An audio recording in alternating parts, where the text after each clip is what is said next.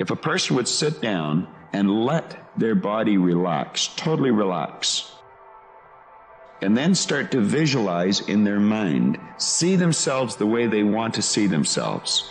See how you'd like to live your life. See yourself living it that way.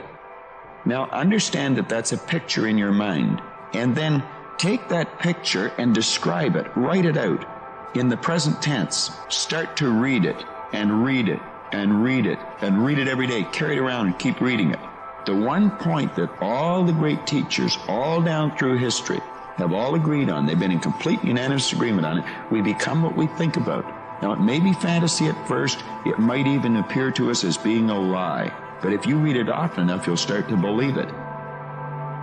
Hardest part about change is not making the same choice as you did the day before. And the moment you decide to make a different choice, you're going to feel uncomfortable because you're stepping from the known into the unknown.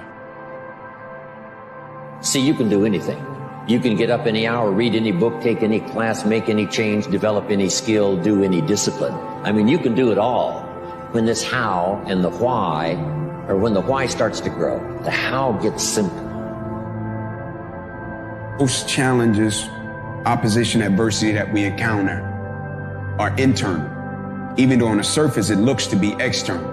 Because when you come up against something, whether it be a person, situation, or circumstance, in perception, our perspective will go to a space and place that is external.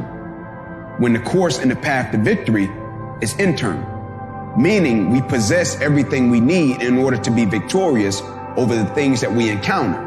But we look at problems, situations, circumstances, adversities as something to be external, when really it's something that's internal because we possess everything we already need in order to get through it. There's a peculiar magic in realizing you're not the same person who started the journey. It's not a loss of who you were. Rather, it's an evolution into the person you were always meant to become. Embrace the transformation. Fear is a mile wide and an inch deep. And so it looks like this ocean that you're going to step into and drown. But as soon as you step into it, you realize it was not that deep at all, and you can keep walking through it. Face your fears, whatever they are. The fear that we might not do a good job. The fear that it might not turn out as we hope it would.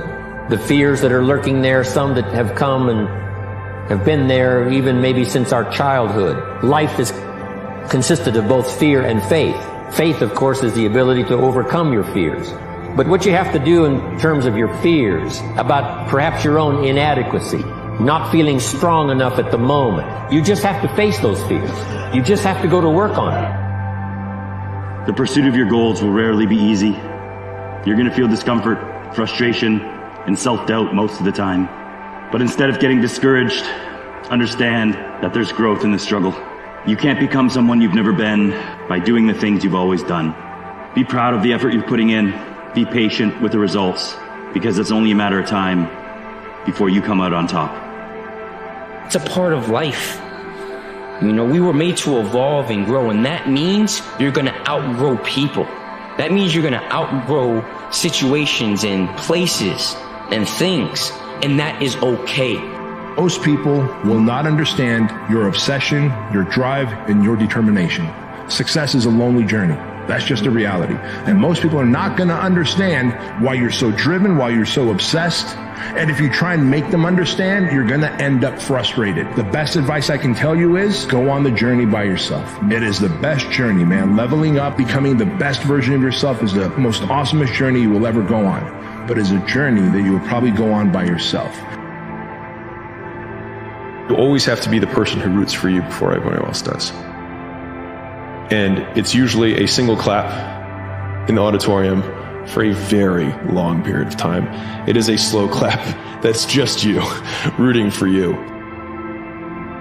Sometimes sitting there thinking about the life that you want to live and the person you want to be and the simply isn't enough. If thinking about all the things that you want in your life isn't enough to get you going, why don't you sit there and think about the things that you don't want? All the feelings you don't want to experience. All the pain you don't want to feel. If you just can't visualize the bright future ahead of you, why don't you sit there and contemplate all the darkness that you're going to be surrounded by if you don't do what you need to do? Like sitting on your deathbed wishing you could do it all over again differently, but you can't. can. Wishing you had done what you need to do now when it's too late to do it. Ask yourself the question, what does the future look like if I don't do what I know I need to do?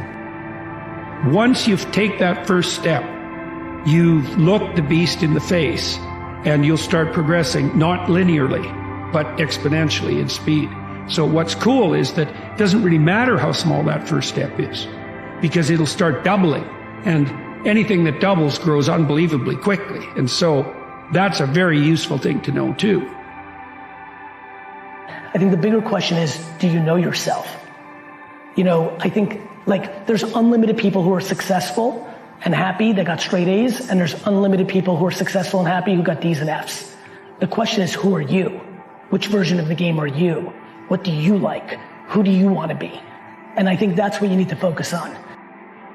You cannot wish for a strong character and an easy life. Each is the price of the other. What if what you're going through isn't hard? What if you're just sensitive? At some point, you have to forget what other people think about you. Nothing you do has to make sense to anyone else. Your dreams don't have to align with what others think is best for you, because you're the one who has to live with the consequences of your actions.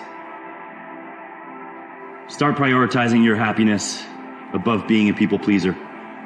It's your turn to be the main character of your story.